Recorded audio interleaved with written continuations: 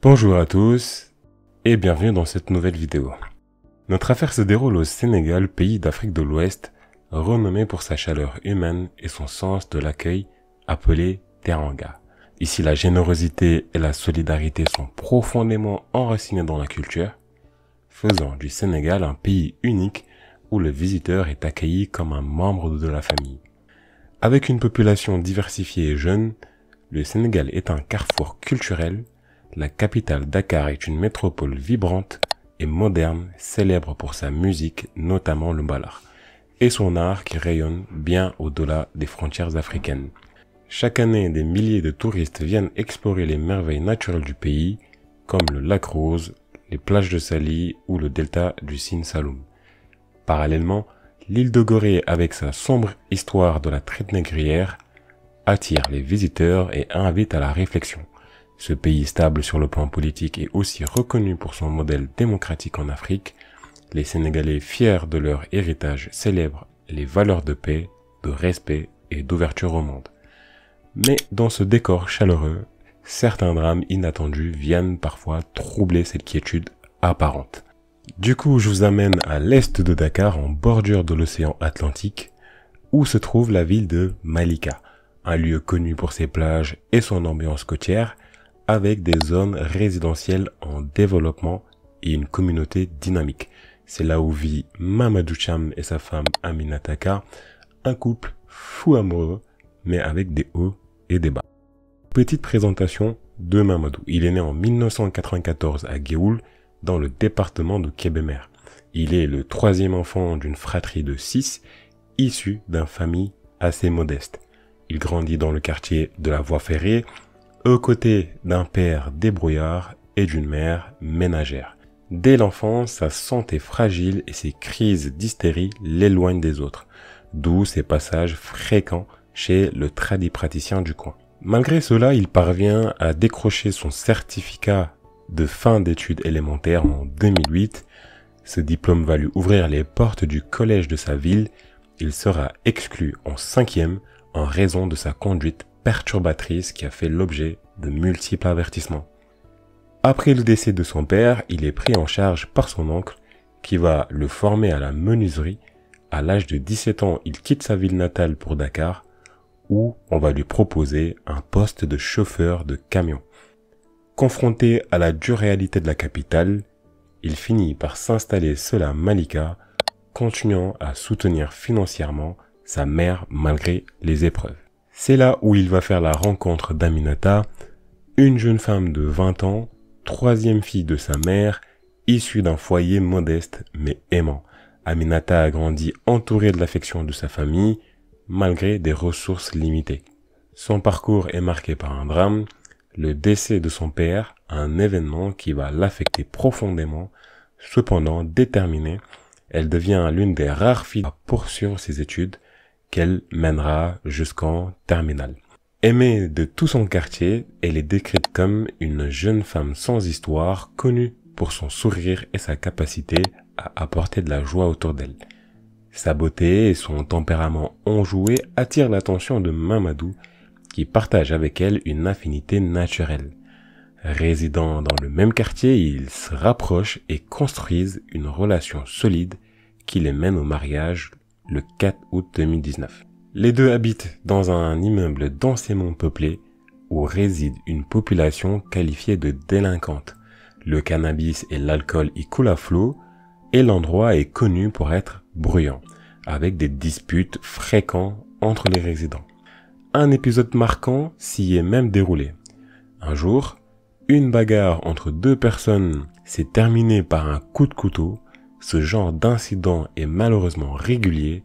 Ceux qui ont eu le malheur d'y habiter souffrent souvent d'insomnie due aux tensions constantes. Le mari d'Aminata n'échappe pas à ce genre de comportement. Selon certaines voisines, il semble calme à l'extérieur, mais dès qu'il s'enferme dans son appartement, des cris et des disputes retentissent. Depuis son mariage, les amis d'Aminata remarquent de fréquents bleus sur son corps. À chaque fois qu'elle lui demande des explications, elle répond être tombée ou s'être blessée en faisant le ménage. Son comportement vis-à-vis des hommes a aussi radicalement changé. Autrefois solaire et ouverte, elle n'adresse plus la parole qu'à son mari. Elle explique à ses amis que son époux est très jaloux et qu'elle veut éviter les problèmes avec lui. Malgré tout ce qui se passe à huis clos, Aminata fait tout pour satisfaire son mari. Elle lui cuisine de bons plats, nettoie l'appartement, maintient de bonnes relations avec sa belle famille et se fait belle chaque soir pour lui plaire. Mais tous ses efforts semblent vains, car Mamadou continue de la battre presque tous les soirs. Les voisins témoins de ces scènes n'appellent jamais la police. Ils tentent de calmer les tensions, mais sont souvent impuissants, car Mamadou verrouille la porte lorsqu'il se met à la violenter. Il va se passer un événement très gênant pour Aminata. Un des voisins qui était souvent saoul va rentrer chez elle. Il va lui demander un peu d'argent. C'est quelque chose qui arrive quasiment tous les jours. Dès que ce mec boit un peu, il vient lui demander quelque chose. Pas de chance pour lui, la jeune dame n'a pas d'argent sur elle. Il va alors insister longuement, mais ça va rien changer. C'est là qu'il va lui faire chanter. Si tu ne me donnes pas un peu d'argent, je dirai à ton mari que tu t'amuses avec d'autres hommes pendant son absence. Puis il repart. Ça va marquer le début d'une série de violences qui va durer 3 jours. Chaque soir, son mari va la battre jusqu'à très tard. On n'entend que dans l'immeuble. C'est encore le même couple qui se dispute comme d'habitude, un truc devenu banal dans le quotidien des résidents. Quelques jours après cet incident, Aminata va prévenir son mari qu'elle va partir à son rendez-vous médical. Elle doit y être vers 15 heures. Les tensions ne se sont pas apaisées entre les deux, mais il le laisse partir. La jeune femme revient de l'hôpital. Elle a eu une journée chargée. Depuis des jours, son mari la tape. Elle prend la peine de se reposer un petit peu. Mamadou va rentrer quelques heures plus tard. Il est toujours énervé. Il se dirige vers la cuisine et il voit qu'il n'y a pas de dîner. Il part rejoindre sa femme pour avoir des explications. Elle lui répond que comme prévu, elle est partie à son rendez-vous médical et que le médecin a eu beaucoup de retard. Elle n'a pas eu le temps de cuisiner, mais elle demande si elle veut qu'elle lui fasse un sandwich ou un autre truc facile à faire. Mamadou va rentrer dans une colère noire. Il sort de la maison et s'en va. Il revient quelques heures plus tard. D'après certains témoignages, il serait saoul. Il va battre Aminata pour la énième fois et ça va durer 2 heures. La mère de la jeune fille va être appelée. Elle va trouver sa fille au sol et elle n'a pas l'air de respirer. Elle dira à son gendre Mamadou, « Tu as tué ma fille, tu as tué ma fille. » Il va être amené à la police. On a envie de dire enfin. Quant à Amina, elle sera reçue à l'hôpital de Kermassar, mais malheureusement, les médecins vont déclarer sa mort. Elle a le cou fracassé avec de multiples hématomes. Ils n'ont rien pu faire pour la sauver. Pourquoi les voisins n'ont jamais appelé la police?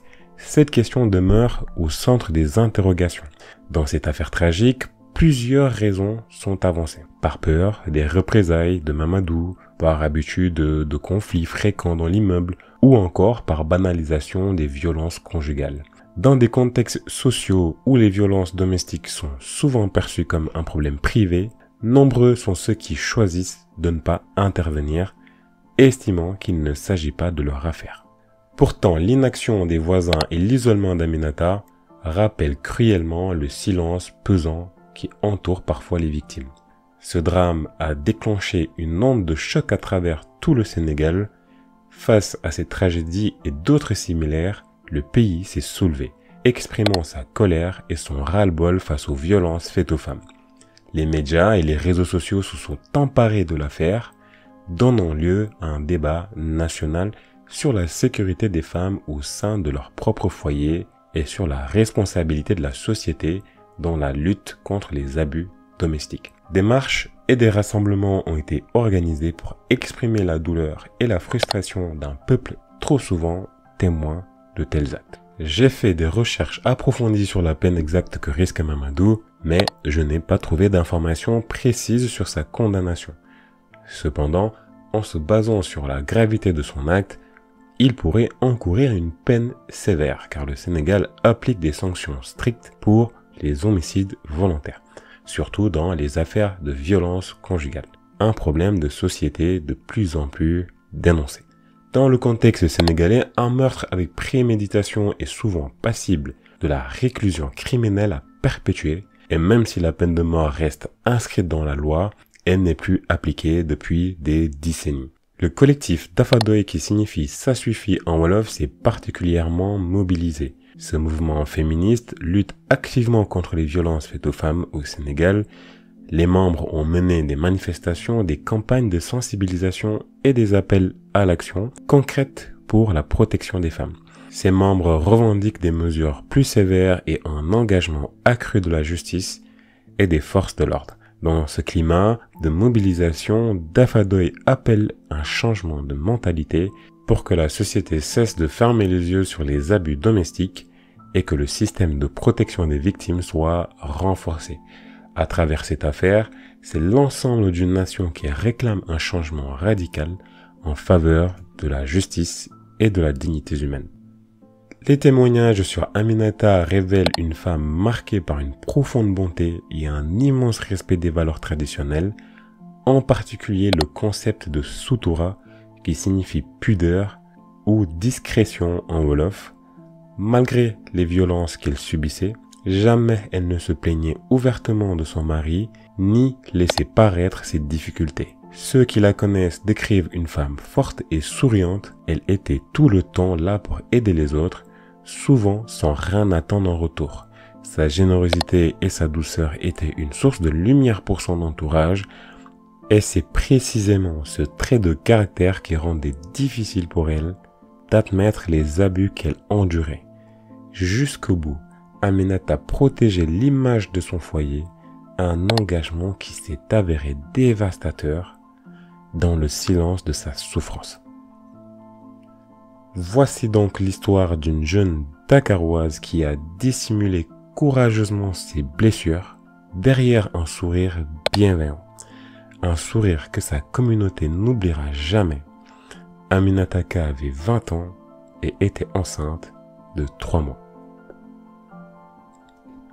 Merci d'avoir suivi la vidéo jusqu'à la fin. S'il vous a plu, laissez un pouce en l'air et abonnez-vous à la chaîne pour plus de contenu similaire. N'hésitez pas non plus à lâcher un commentaire, je serai ravi de pouvoir vous lire. Je vous invite également à me suivre sur mes réseaux sociaux, notamment sur Instagram et sur Snapchat. Et quant à moi, je vous donne sûrement rendez-vous la semaine prochaine. Prenez soin de vous. Bye.